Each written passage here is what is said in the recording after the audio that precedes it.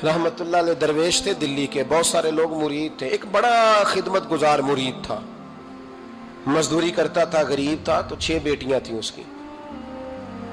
हजरत साहब के पास रोज आके कहता, हुजूर बच्चियों के लिए दुआ करें, अल्लाह कोई असबाब पैदा कर दे। एक बच्ची की शादी का खर्चा 1000 दिनार है और मैं गरीब हूँ। हजरत साहब दुआ कर देते।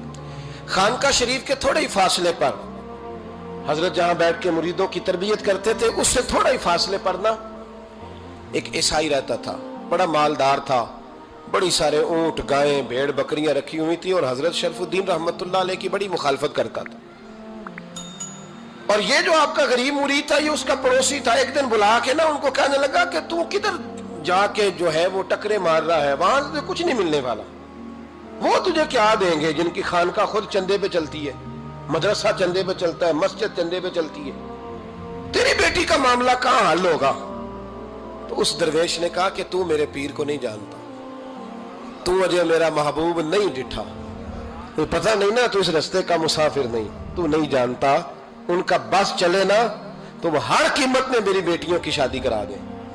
अब वो ईसाई था, कहने लगा अच्छा चलो ठीक है, अगर इतनी बात है ना तो जाओ उनसे जाके कह दो कि 6 साल के लिए मेरे साथ मुआहदा कर लें, वो मेरे जानवरों को चारा डाल दिया करे, 6 साल ड्यूटी करे, मैं 6000 दिनार दे देता हूं। वो मेरे साथ 6 साल मेरे जानवरों को चारा डाले रखते हैं ना आप, चारा डालने के लिए एडवांस पैसे दे के।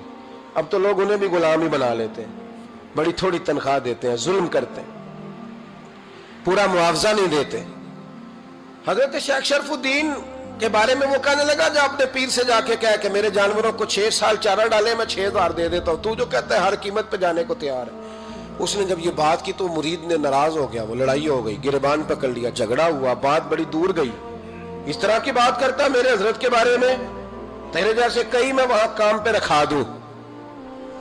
जब वो बड़ी बहस हुई, बात मोहल्ले में, इलाके में फैल गई, दुनिया ने सुन ली, तो शेख शरफुद्दीन तक भी पहुंच गई। इस तरह झगड़ा हुआ है। लोग सो गए इशा की नमाज के बाद। हजरत साहब ने ना सर पे कपड़ा लिया, उस ईसाई के दरवाजे पे दस्तक दी, वो बाहर आया, फरमाने लगे लोग तो सोच समझ के मुलाजम रखते हैं, तूने भी तो सोच ही लिया होगा, तभी तो मुझे ऑफर की है। तू अपनी ऑफर पे कायम है? वाकई मुझे रख लेगा और 6000 दिनार दे देगा? कहने लगा जा बाबा काम कर अपना। फरमाया नहीं, तूने इतने लोगों में बात की, इतनी बहस हुई, तो कायम है? कहने लगा मैं तो कायम हूं, पर आपने नहीं कायम रहना। फरमाया मैं सोच समझ के आया हूं। उसने कहा आप ड्यूटी करेंगे, भैंसों को चारा डालेंगे? फरमाया एक शर्त, बस जब अजान हो जाए ना तो मुझे रब की नमाज पढ़ने की इजाजत दे देना, बाकी सुबह शाम जो तू कहेगा। अगर उस गरीब की बेटियां ब्याही जाए तो मुझे और क्या चाहिए? उसकी 6 बेटियों का बोझ है उसके सर पे, तू मुझे रख ले। अल्लाह अकबर। वो कहने लगा चले पे मेरे साथ खते बंदगी कर ले। आजकल हम स्टाम करते हैं, उस जमाने में खते बंदगी होता था, गुलामी का खत काजी शहर के पास, यानी उसका ख्याल था कि चलो स्टाम की बात करूंगा तो भाग जाएंगे। फरमाया चल मैं तैयार हूं। काजी तक गए, तय हो गया, 6000 दिनार दे दिए। हजरत ने मुरीद को बुलाया, फरमाया पुत्र ये ले जा मेरी बेटियों को रवाना कर दे। कहने लगा हुजूर ये क्या कर रहे हो आप, कुछ सोचे? फरमाया यार जब तुझे बेटा बना लिया तो फिर मेरी पोतियां तो लगती हैं ना, मेरा हक तो बनता है ना, जा जाके ड्यूटी कर, उनको ब्याह दे। बात फैल गई। बादशाह भी अकीदतमंद था, वो 12000 दिनार लेके पहुंचा। क्या बताऊं इन रब के बंदों का दिल कैसा होता है, क्या दर्द होता है, क्या रंग। 12000 दिनार लेके बादशाह आया और आके हजरत को पेश किए, का हुजूर आप दें इस ईसाई को डबल दें और जाए काम करें। आप फरमाने लगे तू पैसे दे, शर्तें ना लगा, मेरा जहां दिल करेगा मैं खर्च करूंगा, मुझे तो मजा ही अब आने लगा है, अभी तो लुत्फ आ रहा है, अभी तो जायका आया है कुछ करने का, पैसे देने हैं तो दे, पाबंदी ना लगा, जहां मेरा दिल करेगा मैं। उसने कहा हुजूर ठीक है रख ले। हजरत ने फजर मस्जिद में पढ़ी, जेब में 12000 दिनार थे, ऐलान फरमाया भी किसी और की बेटी भी बैठी है तो पैसे मेरे पास है। वो 12000 दिनार भी बांट दिया और 12000 दिनार बांट के ना तो फिर चले गए खेत में चारा काटने। उस ईसाई को किसी ने बतलाया कि उनके पास तो 12000 आया है, पर तुझसे जान नहीं छुड़ाई उन्होंने, कि वादा ये हुआ था कि 6 देंगे तो जाएंगे, जब तक देंगे नहीं तेरे घर में काम करेंगे। वो ना चारा काट रहे थे, हजरत साहब तो वहां पहुंच गया, दूर जाके खड़ा हो गया, कहने लगा बाबा پہلے تو میں نے مسلمانوں کے اخلاق سنے تھے، اب تو میں نے دیکھ بھی لیے، پر یہ بتا جب 12,000 آیا تھا جان کیوں نہیں چھڑائی؟ تو حضرت چارہ کاٹتے کاٹتے رو پڑے، فرمانے لگے تو نہیں نہ جانتا یہ بیٹیاں سانجی ہوتی ہیں، پتہ نہیں نا؟ میرے رسول پاک نے تو حاتم تائی کی بیٹی کے سر پہ کپڑا رکھ کے کہا تھا بیٹیاں برابر ہوتی ہیں، تو یہ نہیں پتا جب اس کی 6 بیٹیوں کی شادی ہوئی ہے میرے اندر روحانیت کتنی بڑی ہے۔ فرمایا پھر 12,000 آیا ہے تو 2-4 بچیاں پھر گئی ہیں، تو یہ نہیں پتا میں اندر سے راضی کتنا ہوں، میں تیری نوکری کرتا رہوں گا، پتہ نہیں اللہ کتنی بیٹیوں کو بیاہ دے گا۔ اتنا رویا وہ عیسائی کے پیروں میں بیٹھ گیا، کہنے لگا بابا میں نے تیری مخالفت کی ہے پر تیرے قریب آ کے پتہ چلا ہے کہ تو بہت اونچے اخلاق کا مالک ہے، اور اگر تیرا یہ مقام ہے تو تجھے اخلاق سکھانے والے محمد عربی کی شان کتنی ہوگی۔ ظالم کی بولیے جاتے نہیں لوگ جھوٹے گواہ بن کے، وکیل صاحب کو نہیں پتا ہوتا کہ یہ بندہ مجرم ہے جو میرے پاس آیا، کیا مجرموں کے وکیل نہیں ہوتے؟ بولے تو اس کو پتہ نہیں ہوتا وکیل صاحب کو کہ یہ صاحب مجرم ہے، میرے پاس مقدمہ لے کے آئے، اور اگر بے ادبی نہ ہو جائے تو میرا خیال ہے قاضی عدالت کو بھی پتہ ہوتا ہے کہ مجرم کون ہے اور مظلوم۔ میرے نبی پاک صلی اللہ علیہ وسلم نے اس قدر زیادہ سختی فرمائی اس مسئلے میں، فرمایا جس کو پتا تھا کہ فلاں آدمی ظالم ہے، ظلم کر رہا، پھر وہ ظالم کا گواہ بنا یا اس نے ظالم کی مدد کی، کتنی کی؟ شارحین لکھتے ہیں چاہے اس نے ایک جملہ بول کے کی، چاہے ایک، سارے بولیے، چاہے ایک غریب کو اس نے ظلم کیا تو کہتے ہیں علاج یہ سی، چاہے ایک جملہ بول کے کی، شارحین اس حدیث کی شرح میں لکھتے ہیں ایک جملہ بول کے چاہے مدد کی، جس بندے نے کسی ظالم کی مدد کی کسی مقدمے میں یا کسی صورت میں اور اسے پتا تھا یہ ظالم ہے، میرے نبی پاک صلی اللہ تعالیٰ علیہ وسلم فرماتے ہیں اگر اس نے مدد کی، ابھی ظالم کی بات نہیں ہو رہی، ظالم کے مددگار کی بات ہو رہی، اگر کسی نے ظالم کی مدد کی تو حضور فرماتے ہیں خدا بھی اس سے بری و ذمہ ہے، رسول بھی اس سے بری و ذمہ ہے۔ سنبھال کے رکھے اپنی نمازیں، قربانیاں، حج، زکوٰۃ سنبھال کے رکھے۔ اگر ظالموں کا مددگار ہے، الیکشن آ لینے دے، آپ کو نظر آ جائے گا کون کون ظالموں کا مددگار ہے، نظر آ جائے گا۔ اپنی جیب سے لوگ پیسے دے کے ظالموں کی مدد کریں گے، ان کے فلیکس چھپوائیں گے، بورڈ لگوائیں گے، جیبوں سے پیسے دے کے۔ ہم نے خود آگ لگائی ہے چمن میں اپنے، بے سبب گردشی ایام کو الزام نہ دو، ہم نے خود نور کا ظلمت سے کیا ہے سودا، کر کے توہین سحر شام کو الزام نہ دو۔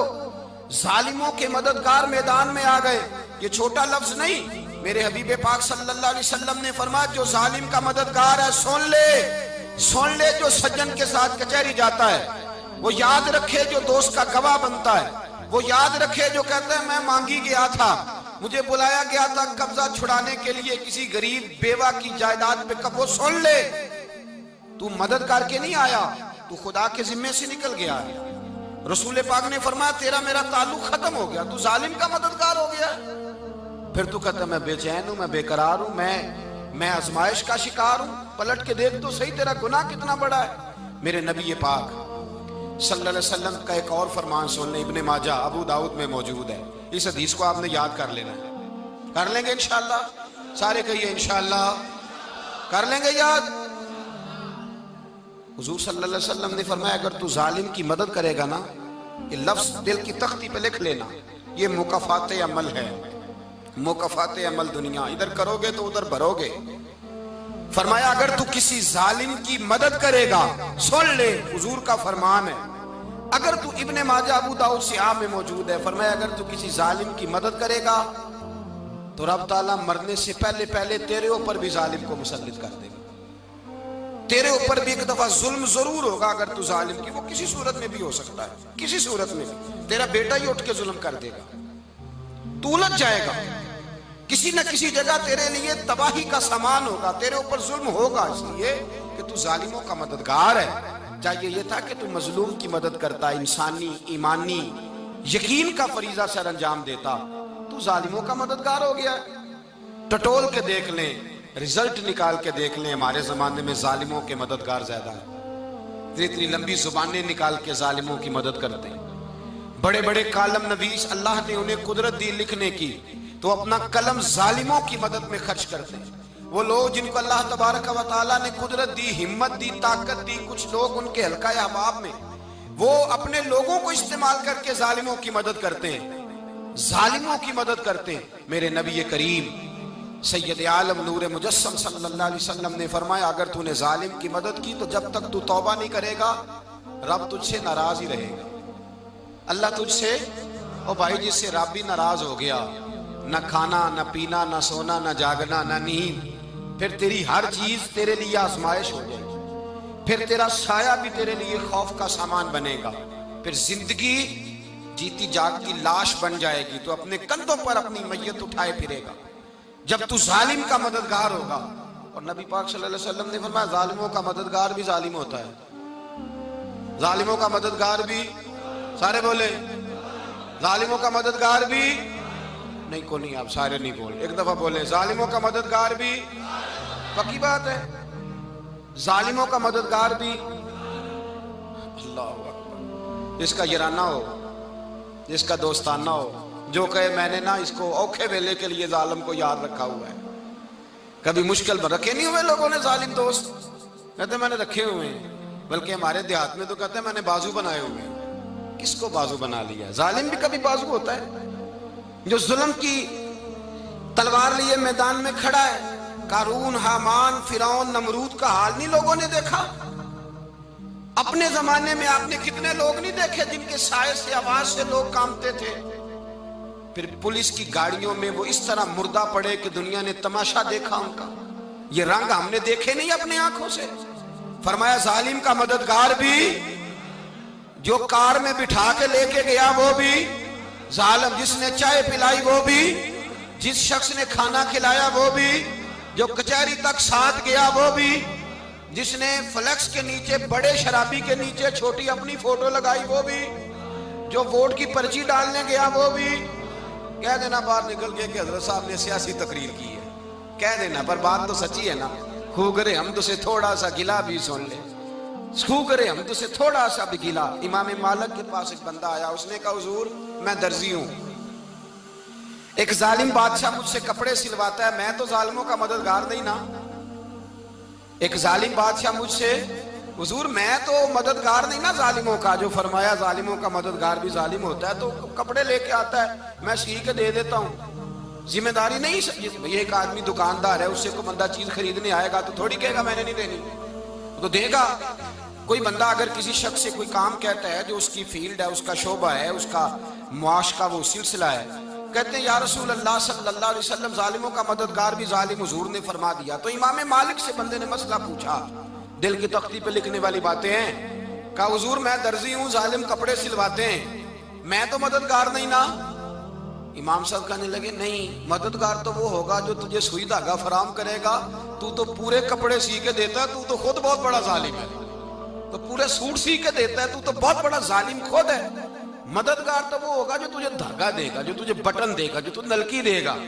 جو ظالم سے اتنی نفرت، ظلم کر کے بندہ ہے، یہاں تو ہمارے زمانے میں ہیرو بن جاتے ہیں لوگ، ظالم ہیرو ہے، لوگ اس سے ڈرتے پھرتے ہیں، گھومتے پھرتے ہیں، اور بہت سارے کم مزاج لوگ اس کے پیچھے ہاتھ باندھ کے پھرتے ہیں۔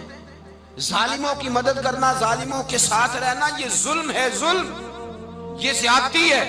میرے نبی پاک صلی اللہ تعالی علیہ وآلہ وسلم نے ارشاد فرمایا، یاد رکھو رب فرماتا ہے میں مظلوم کی مدد ضرور کروں گا، چاہے جلدی کروں چاہے دیر سے کروں، میں مظلوم کی مدد۔ اور حضور صلی اللہ علیہ وسلم نے فرمایا ہے، حضرت معاذ بن جبل کہتے ہیں حضور نے مجھے یمن کا گورنر بنایا، جب میں جانے لگا نا تو حضور نے بڑی نصیحتیں کی، بخاری میں موجود ہے، فرماتے ہیں جب میں پلٹنے لگا تو میرے رسول نے فرمایا معاذ ایک منٹ ٹھہر جا، ایک بات میری یاد رکھنا، اس کو نہ بھولنا۔ کہا حضور کیا؟ فرمایا دیکھنا کسی پہ ظلم نہ کر بیٹھنا، کہیں تجھ سے زیادتی نہ ہو جائے۔ محبوبہ پھر حضور نے فرمایا سن میرے معاذ، میں تجھے گورنر بنا رہا ہوں، زیادتی نہ کر بیٹھنا۔